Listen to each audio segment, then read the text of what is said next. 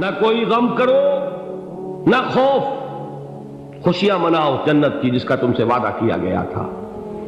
اللہ کی ربوبیت پر اطمینان جب انسان کو ہو جاتا، میرا رب اللہ ہے، ربی اللہ، انسان کے لیے نہ کوئی کھٹکا، نہ کوئی خطرہ، نہ کوئی خوف، نہ کوئی حزن۔ جو کچھ ہو رہا ہے کس کے اذن سے ہو رہا ہے؟ اللہ کے اذن سے۔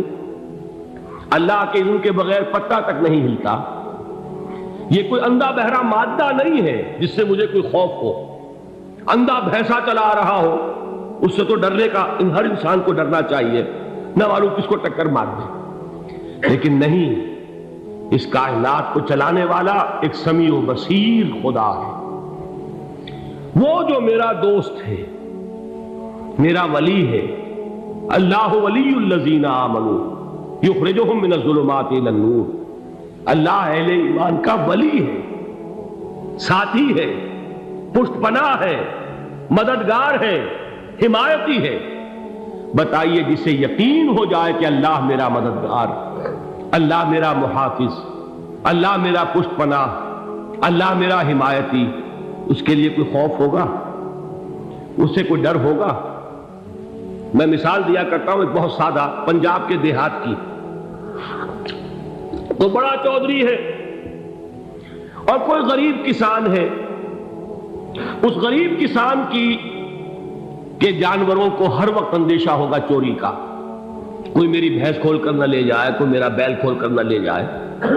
لیکن جس کے بارے میں یہ سب کو معلوم ہو کہ وہ جو بڑا چودھری ہے وہ اس کا دوست ہے، اس کی بچیا کو کوئی خوف ہوگا؟ اس کی بھینس پر کوئی ہاتھ ڈالے گا؟ اسے کوئی اندیشہ ہوگا؟ نہیں۔ کیوں؟ کہ وہ بڑا چودھری، بڑا اس کا یہاں کا سردار، جاگیردار، سب کو معلوم ہے وہ میرا دوست ہے، کوئی میرے خلاف اقدام نہیں کر سکتا۔ اس دنیا میں یہ چھوٹی سی بات اگر آپ کے دلی اطمینان اور سکون کا باعث بن سکتی ہے تو ذرا تصور کیجئے۔ میں لفظ تصور استعمال کروں گا صرف اس لیے کہ اس کا ہم جس کو کہتے ہیں ادراک اور شعور کر نہیں سکتے، اگر کے ساتھ کر سکتے۔ اگر یقین ہو کہ اللہ میرا مددگار اور یقین ہو کہ اللہ ہر آن میرے ساتھ ہے، پھر کوئی خوف؟ کس کا خوف؟ کوئی شے اللہ سے بالا تر ہے؟ کوئی قوت اس سے زیادہ طاقتور ہے؟ کوئی اس کے ارادے کو بدلنے والا ہے؟ کوئی اس کی مشیت کے آڑے آنے والا ہے؟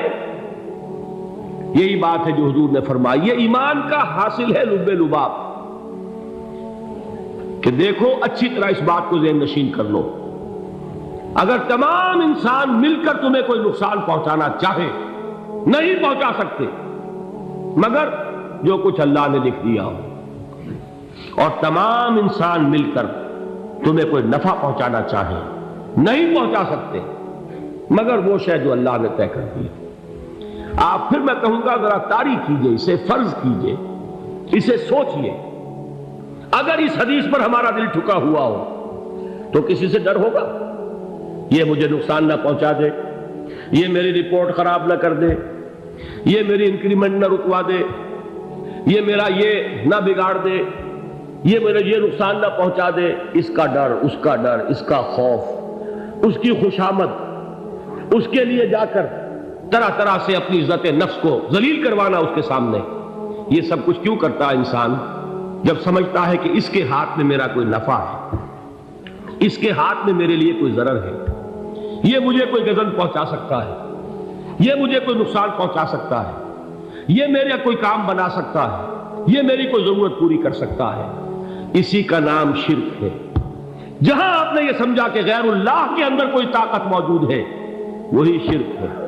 بتوں سے تجھ کو امیدیں، خدا سے نو امیدی، مجھے بتا تو صحیح اور کافری کیا ہے؟ شرک تو یہ ہے۔ جس پر بھی تمہیں یہ خیال ہے، کلمہ ہے یہ کلمہ سوم، لا حول ولا قوت الا باللہ، ذرا اس پر دل کو کبھی اگر آپ تصور کریں، پھر فرض کریں، دل ٹھک جائے اس پر، کوئی طاقت نہیں۔ یہی بات تھی جو شیخ عبد القادر جیلانی رحمۃ اللہ علیہ نے اپنی وصیت میں اپنے بچے سے کہی۔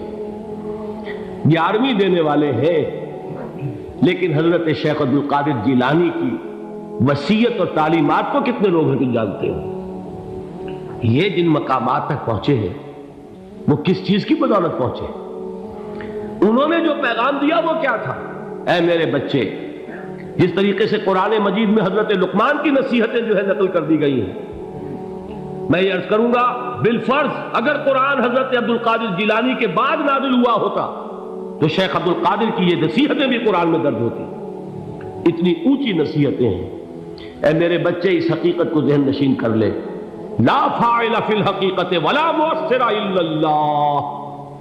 اس کائنات میں نہ کوئی فاعل حقیقی ہے نہ مؤثر حقیقی ہے سوائے اللہ۔ کسی شے میں کوئی تاثیر نہیں اگر اللہ نہ چاہے۔ آگ جلا نہیں سکتی اگر اللہ نہ چاہے، پانی ڈبو نہیں سکتا اگر اللہ نہ چاہے، زہر ہلاک نہیں کر سکتا اگر اللہ نہ چاہے، کوئی چیز فائدہ نہیں پہنچا سکتی اگر اللہ نہ چاہے۔ تو در در پہ کیوں سر جھکاتے ہو؟ در در پر کیوں جبیں سائی کرتے ہو؟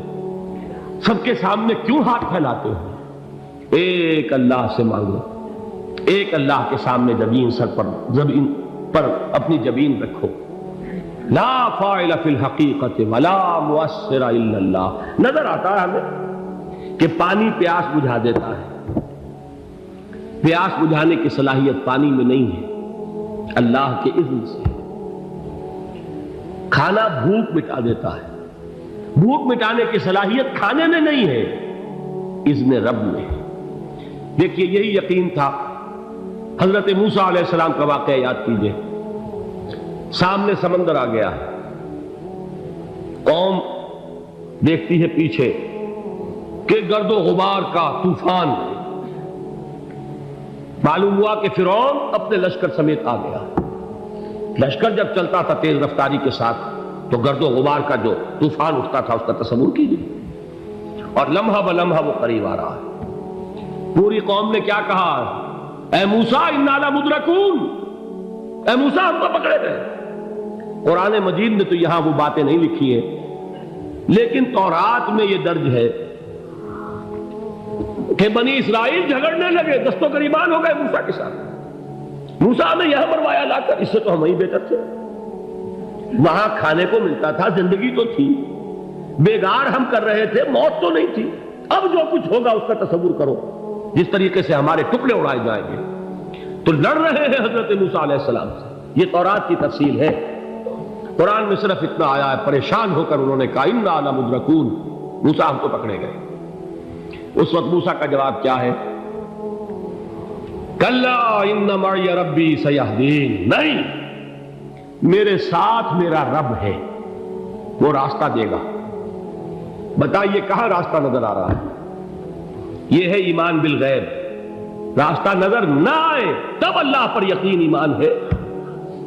جیب میں پیسے ہوں اور تب دل کو اطمینان ہے تو ایمان کس پر ہوا؟ پیسے پر، اللہ پر نہیں۔ جب وسائل و ذرائع نہ ہو اور پھر یقین ہو کہ اللہ مسبب الاسباب ہے، وہ اسباب کا پابند نہیں ہے، وہ اسباب کا محتاج نہیں ہے، اسباب اس کے محتاج ہے۔ اگر یہ یقین ہے تو اللہ پر ایمان ہے، یہ نہیں ہے تو تمہارا ایمان اسباب پر ہے، وسائل پر ہے، ذرائع پر ہے، مادیات پر ہے، اللہ پر نہیں۔ اس وقت کہاں راستہ تھا؟ کوئی راستہ تھا؟ سمندر ہے اور ادھر سے لشکر آ گیا ہے۔ کلا ان معی ربی سیہدین۔ اب دیکھیے ایمان کہہ دینا آسان ہے، ہوا معکم اینما کنتم، جہاں کہیں بھی تم ہوتے ہو اللہ تمہارے ساتھ ہوتا ہے، لیکن اس کا یقین قائم ہو جائے تو زمین و آسمان کا فرق واقع ہو جائے۔ یہی بات ہوئی حضور کے ساتھ۔ غار ہے، چھپے ہوئے ہیں محمد رسول اللہ اور آپ کے وہ یار غار ابو بکر صدیق رضی اللہ تعالی عنہ۔ اقبال نے حضرت ابو بکر کی شان میں چند اشعار کہیں صرف، لیکن واقعہ یہ ہے کہ بھاری بھاری نظموں پر اور قصیدوں پر بھاری ہے، طویل ترین نظمیں اور قصیدے ہوں ان پر بھاری ہے۔ ہمتیں ابو بکر کی ہمت جو ہے، کشت ملت را چوں ابر، جیسے بارش سے کھیتی اپجتی ہے، ابو بکر کی ہمت اور عزیمت اس امت کو اسی طرح سینچنے والی ہے۔ ثانیے اسلام و غار و بدر و قبر،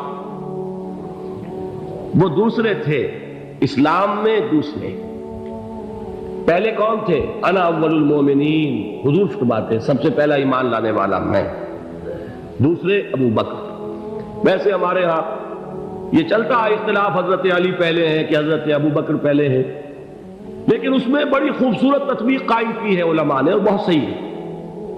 چار کے بارے میں فیصلہ ہی مت کرو کہ کون پہلے، ان کی ایک عجیب تقسیم کر دی ہے۔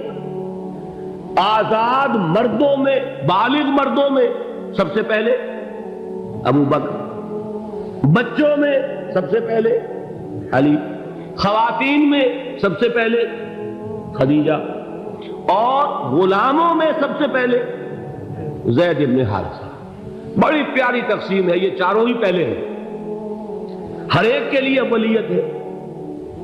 اور واقعہ یہ ہے کہ اگر زمانی اعتبار سے تعین ہوگا تو پہلے خدیجۃ الکبریٰ آئیں گی رضی اللہ تعالی عنہ، کسی اور سے بات کرنے کی نوبت بعد میں آ سکتی ہے، پہلے تو اہلیہ محترمہ سے بات ہوئی، آتے ہی پہلی وحی ہوئی ہے، ابھی تبلیغ کا حکم نہیں تھا، کس کو بتایا واقعہ؟ ابھی اپنی نبوت کی تبلیغ کا تو حکم ہی نہیں آیا، واقعہ کس کا ہے؟ وہ خدیجہ کا ہے۔ جب کہا ہے کہ خشیت علی نفسی، مجھے اپنی جان کا اندیشہ ہے، تو کیا جواب دیا خدیجہ نے رضی اللہ تعالی عنہا؟ وہ صدیقۃ الکبریٰ ہے، صدیقات جو ہے خواتین ان میں چوٹی پر خدیجۃ الکبریٰ ہے رضی اللہ تعالی عنہا، اور صدیق جو مرد ہیں ان میں صدیق اکبر ہے ابو بکر صدیق رضی اللہ تعالی عنہ، لیکن صدیقات میں چوٹی پر۔ جب حضور نے فرمایا خشیت علی نفسی، کیا فرمایا، کیا عرض کیا، کیسے تسلی دی؟ نہیں نہیں، اللہ آپ کو ضائع نہیں کرے گا، آپ غریبوں کے ہمدرد ہیں، آپ مساکین کے تکالیف رفع کرنے والے ہیں، آپ بیواؤں کی سرپرستی کرتے ہیں، آپ مسافروں کی خدمت کرتے ہیں، اللہ آپ کو ضائع نہیں کرے گا۔ یہ یقین ہے اس خاتون کے اندر۔ خیر وہ ایک علیحدہ بات ہو جائے گی۔ میرے دل پر حضرت خدیجہ رضی اللہ تعالیٰ عنہ کی شخصیت کا بڑا گہرا نقش ہے، جو وہ کوئی اور ہی وقت اور موقع ہوا تو بیان ہوگا۔ بہرحال اقبال نے ایک مصرے میں جو چار اولیتیں جمع کر دی ہیں، ہمتیں او کشت امت را چو ابر، ثانی اسلام و غار و بدر و قبر۔ اسلام میں حضور کے بعد پہلے کون؟ ابو بکر۔ غار میں حضور کے ساتھ کون؟ ابو بکر۔ بدر کی رات اللہ کا رسول سربسجود وہ جھاڑ، وہ گھاس پھوس کی جو جھوپڑی بنائی گئی تھی، اور وہاں تلوار ننگی لے کر پہرا دینے والا کون؟ ابو بکر۔ اور اس حجرہ عائشہ میں محمد کے بعد سب سے پہلے دفن ہونے والا کون؟ ابو بکر رضی اللہ تعالی عنہ وصلی اللہ علیہ وسلم۔ وہ جو معاملہ میں سنا رہا تھا غار ثور کا، حضرت ابو بکر بھی حضور کے خیال سے لرز گئے ہیں۔ آپ کو یاد ہوگا کہ جا کر پہلے تمام جتنے سوراخ تھے انہیں بند کیا ہے، ایک سوراخ رہ گیا تھا جس کو بند کرنے کے لیے کوئی کپڑا نہیں تھا، وہاں اپنی ایڑی رکھی ہے، تب کہا ہے حضور سے تشریف لائیے، اور اپنے زانو پر حضور کو لٹایا ہے، اور وہاں کسی موذی جانور نے کاٹا ہے، حضور کی آنکھ لگ گئی تھی، اس وقت اس بل کے اندر جو بھی بچھو ہے کیا ہے واللہ عالم، اس نے کاٹا ہے، اس کی تکلیف کی وجہ سے ابو بکر کی آنکھوں سے آنسو ٹپک گئے، حضور کے چہرے مبارک پر پڑے ہیں، تو حضور جاگے ہیں، معاملہ کیا ہے؟ ایڑی نہیں ہٹائی وہاں سے، مبادا وہ جانور وہاں سے نکل کر محمد الرسول اللہ کو کوئی گزن پہنچا دے، ابو بکر کی ایڑی ہے، جس طرح چاہے کھا لے، ختم کر دے، جان نکل جائے تب کوئی آنچ آئے، محمد پر تو آئے، لیکن جیتے جی نہیں۔ وہ ہے ابو بکر۔ حضور کے خیال سے اس وقت حضور نے پھر اپنا لعاب دہن لگایا ہے، اور اس سے پھر آپ کی تکلیف ختم ہوئی۔ جیسے خیبر میں حضرت علی کی آنکھ دکھ رہی تھی، اس کو جو شفا حاصل ہوئی ہے وہ بھی حضور کے لعاب دہن سے ہوئی۔ تو بہرحال اس وقت انہوں نے کہا ہے کہ اے نبی یا رسول اللہ، اگر اس وقت ان میں سے کسی نے غیر ارادی طور پر بھی اپنے قدموں کی طرف جھانک لیا تو پکڑے جائیں گے، کیا جواب تھا اللہ کے رسول کا؟ لا تحزن ان اللہ معنا، اللہ ہمارے ساتھ ہے، کیوں گھبراتے ہو ابو بکر؟ یہ ہے ایمان باللہ، میرا مالک اللہ، میرا رازق اللہ، میرا محافظ اللہ، میرا مددگار اللہ، میرا پشت پناہ اللہ، میرا دوست اللہ۔